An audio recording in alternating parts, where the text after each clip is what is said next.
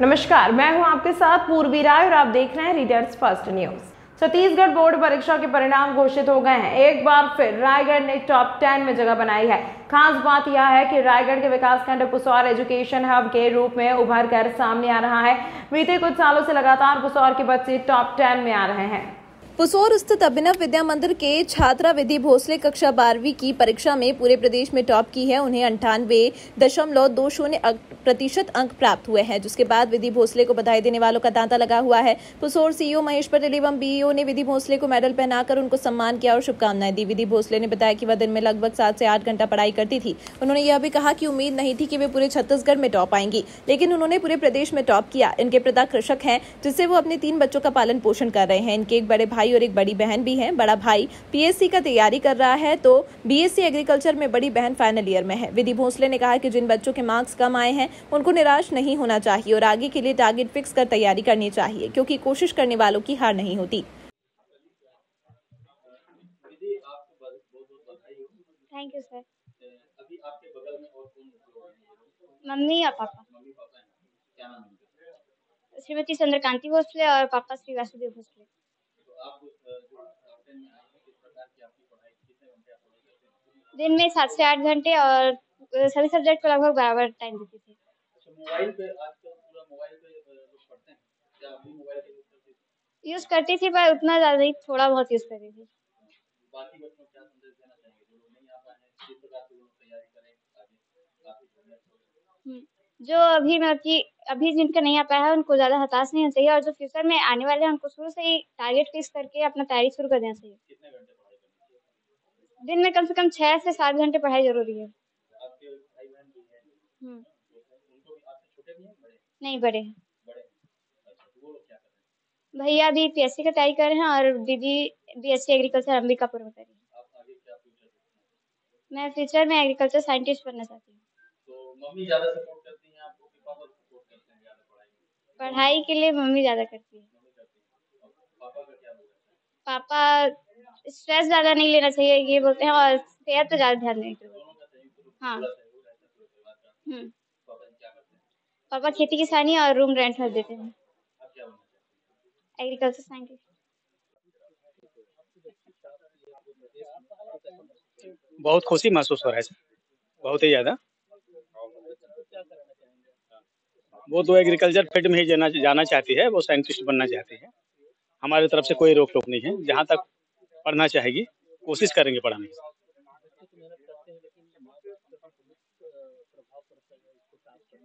जी जी sir, वो पढ़ाई अपने रुचि से करती थी। हमने कभी पढ़ाई के लिए कुछ भी नहीं रोका, न कोई रोक टोक नहीं किया हमने। पढ़ाई में उसको ज़्यादा फोकस की, घर का काम उसको करवाते नहीं थे क्योंकि उसको पढ़ना था।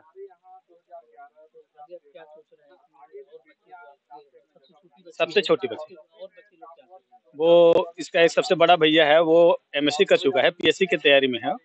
उसकी बड़ी बहन है अभी अंबिकापुर आरएमडी कॉलेज में, वो कृषि एग्रीकल्चर में वो फाइनल ईयर में है, बीएससी में। हम लोग का एक होटल है सब, उसको रेंट में दिए हैं, थोड़ा बहुत खेती भी कर लेते हैं। जी सर, मेरा नाम वासुदेव भोसले। चंद्रकांति भोसले। आपकी बेटी आज टॉप 10 में आई है। बहुत खुशी हो रहा है सर, बहुत ज्यादा खुशी हो रहा है। क्या ये मतलब इसकी पढ़ाई किस तरीके से आप कभी इसको मना करते हो कि ज्यादा मत पढ़ो?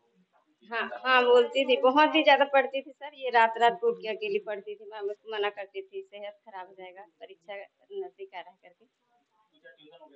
नहीं, ट्यूशन वो पहले करती थी 10वीं 11वीं में, अभी इस साल नहीं की है।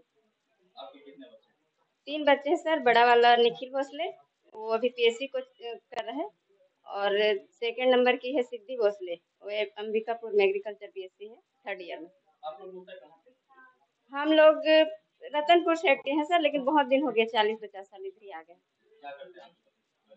वो होटल है सर, रेंट में देते हैं घर का भी और उसका, और खेती बाड़ी भी थोड़ा कर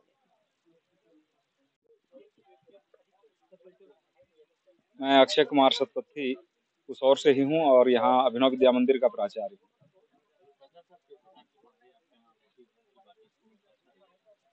हम लोग साल भर का एक शेड्यूल बना करके चलते हैं और मंथली टेस्ट लेते हैं, तिमाही लेते हैं, अर्धवार्षिक लेते हैं, प्री बोर्ड टेस्ट लेते हैं और 8 क्वेश्चन सेट पेपर एक सब्जेक्ट का बच्चों को देते हैं, तो उसका लाभ बच्चों को मिलता है।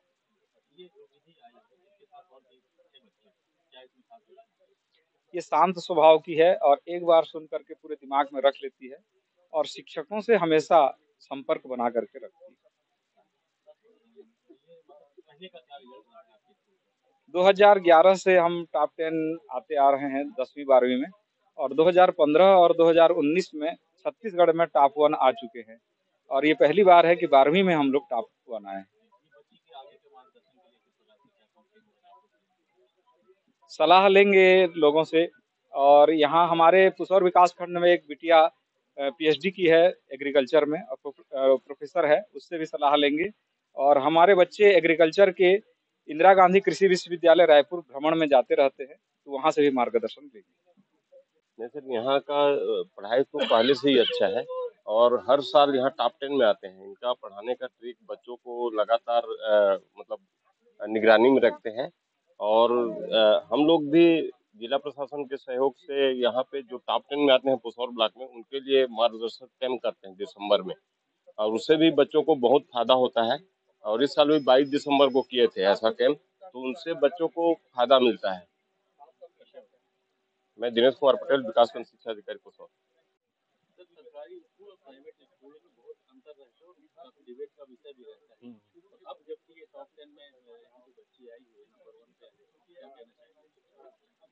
अब रिजल्ट ही आपको खुद दिखा रहा है कि दोनों में क्या अंतर है।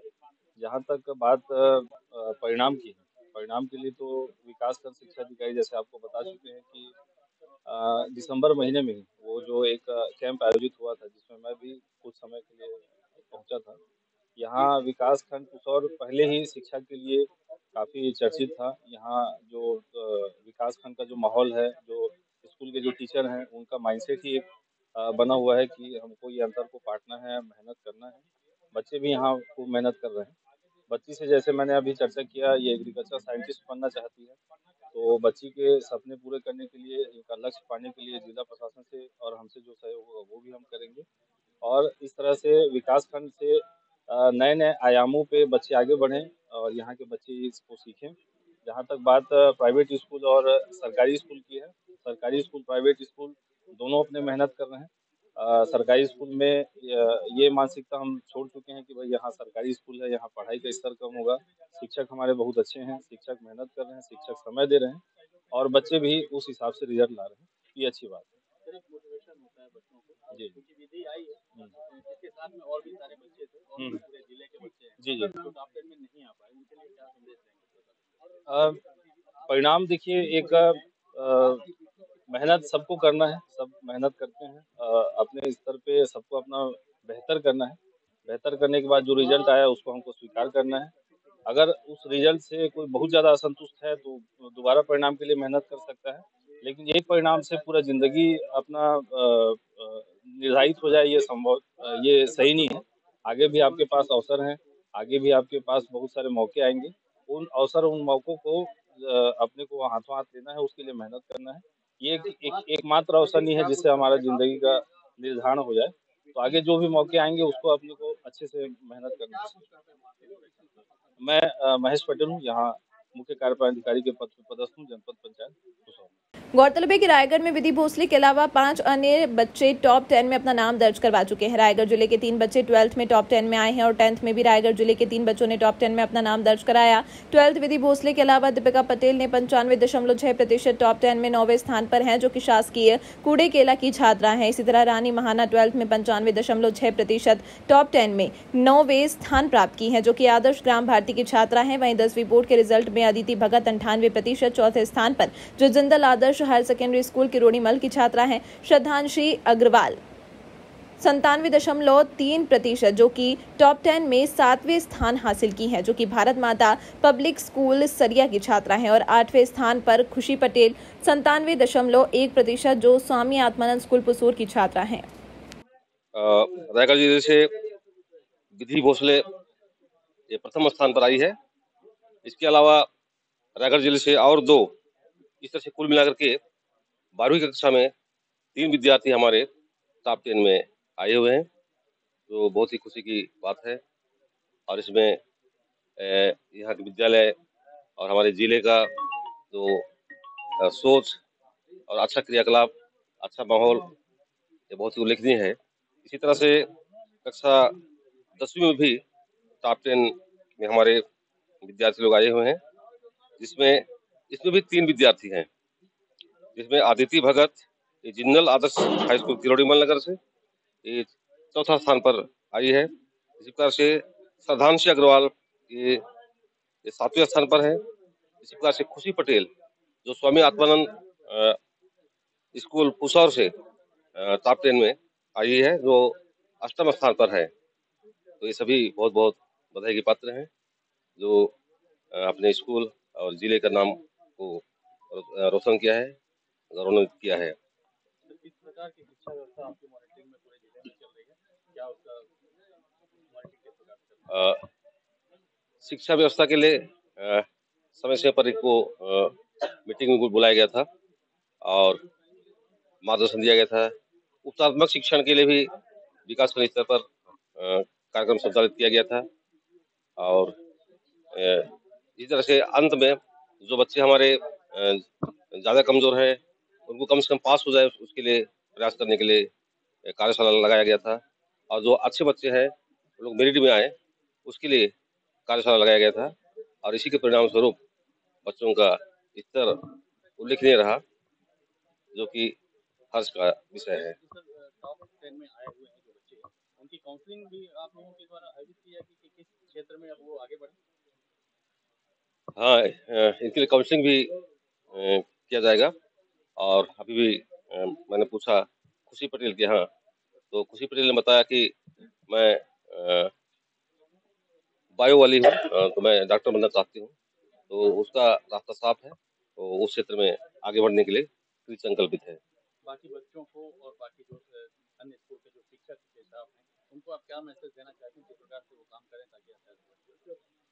तो निश्चित रूप से अन्य स्कूल के बच्चों को भी यही मैसेज देना पड़ेगा कि जिस तरह से हमारे स्वामी आत्मानंद विद्यालय पुसा और इसी प्रकार से